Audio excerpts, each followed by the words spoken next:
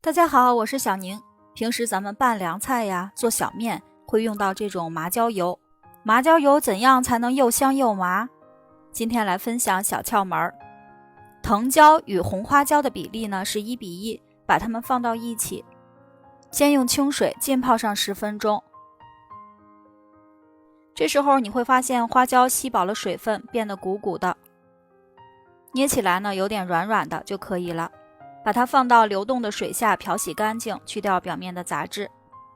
然后呢，控干水分，放到锅中，加入少量的清水，开火熬个5分钟，熬到呢水分快收干的样子，直接加入凉油。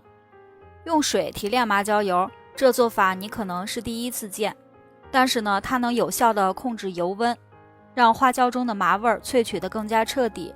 开始冒大泡的时候是水，等到冒小泡的时候呢，就说明水分已经蒸干，变成是油的状态了。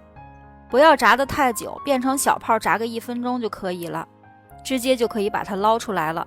这时候你可以看到藤椒的颜色还是绿的，花椒的颜色还是红的。放到小罐子里以后，趁热盖上盖子，焖上它半天的时间，里边的花椒粒呢会慢慢的沉底，这时候咱们的麻椒油就做好了。看一下颜色呢是这种黄亮黄亮的，特别浓的花椒油的香味儿。